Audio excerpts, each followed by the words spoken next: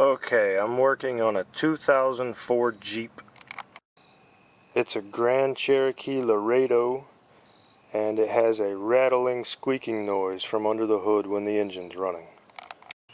This one has a 4.7 liter V8, covered in coolant, and even splattered in a stripe across the hood.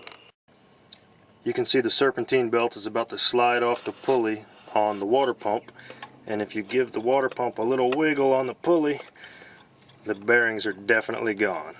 So we've got to replace the pump. First thing you want to do is drain the coolant. I've attached a hose so that I can direct it into my jug underneath.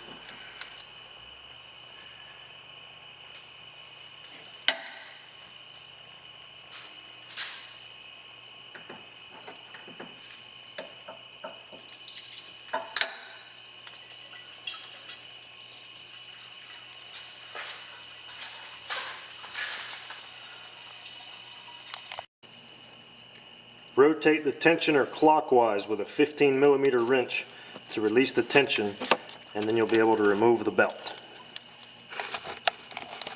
With the belt removed, you can see just how much play there was in the bearing, allowing the pulley to work its way back and forth. Remove this plastic bracket that holds the AC line, and that will give you a little bit more room to work with. It should just slide straight off. Yeah. Okay, there's 8 13mm bolts around the circumference of the water pump. Zip those off. The idler pulley prevents 2 of the water pump bolts from being removed, so take your 15mm and remove it.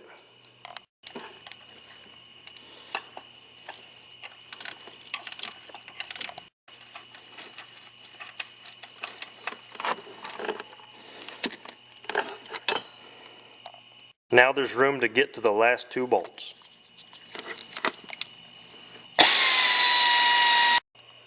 Once you're sure that you've got all 8 bolts removed, go ahead and pry it just a little bit and it should pop right off. I took a 20mm wrench and slightly loosened the power steering pressure hose at the pump,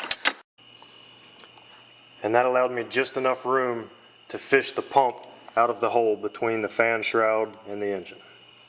With the water pump removed, you can see just how crooked the pulley and the impeller are on this old pump. Before you reinstall the pump, clean the mating surfaces of the water pump on the timing chain cover. This one's not really bad, so I'm going to use a little bit of sandpaper and some brake parts cleaner. Carefully put the new water pump back through the same hole where you got it from. Make sure you don't tear up the gasket surface on the back of it when you get it past the alternator.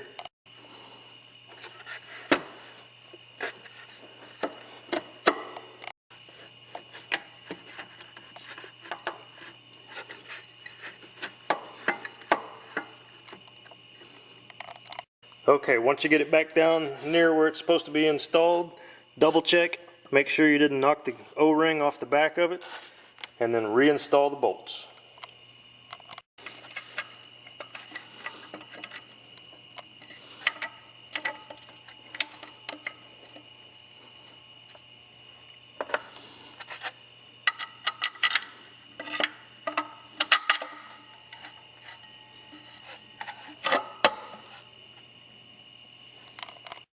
Torque all 8 of the water pump mounting bolts to manufacturer's specifications. Retighten the power steering hose that we loosened up to get the pump out, the water pump that is. Reinstall the idler pulley.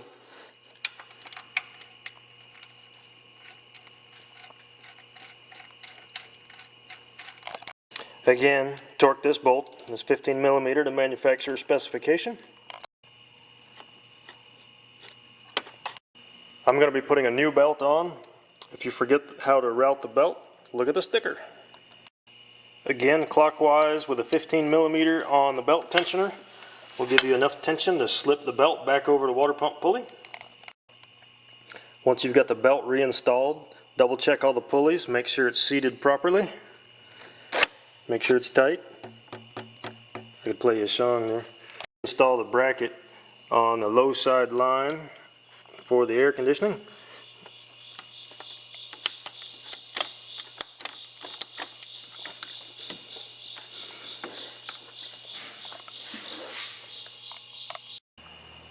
I'm also going to replace the thermostat on this vehicle.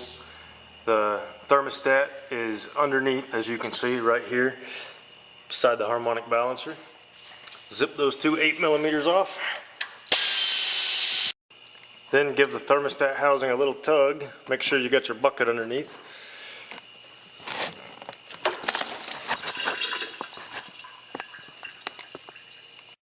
Now you can remove the thermostat from the timing chain cover.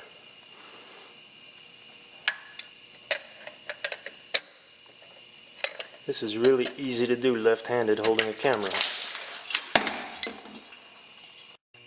Again, clean the mating surface with a little bit of sandpaper and some brake parts cleaner. There's a notch in the thermostat housing right there that has to be lined up with the little check ball in the thermostat. Make sure you line that up. Slide it in. Notice there's new thermostat and a new O-ring. Push it in just a little bit. Again, really fun to do one-handed.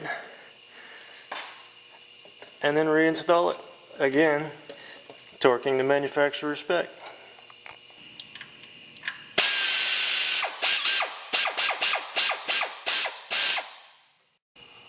Retighten the radiator petcock where you drain the coolant.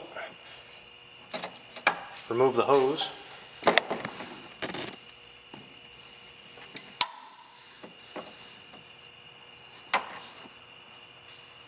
Now we're ready to add coolant, but before we do, we have to remove the bleeder screw from the upper radiator hose outlet.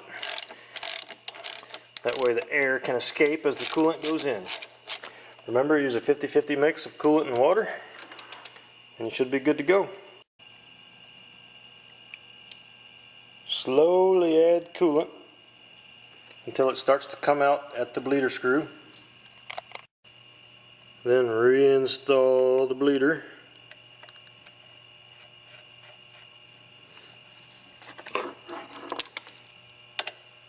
And torque it down.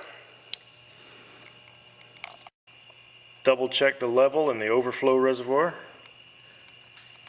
Reinstall the cap.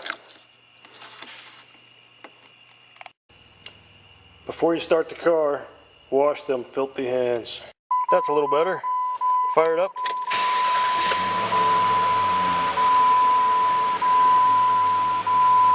Check the gauge every now and then. Make sure the belt is tracking straight on all the pulleys.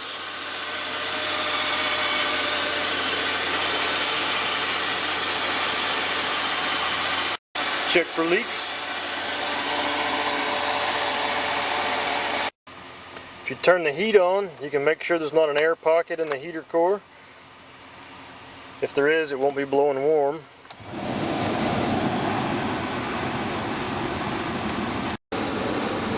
Alright, the engine's almost warmed up. She's putting out some serious heat. Almost ready for a test drive. Okay, it's up to operating temperature. Got my flashlight and my pistol. We're ready for a test drive. Okay, I've got a few miles on it. The temperature gauge is holding steady. We're done.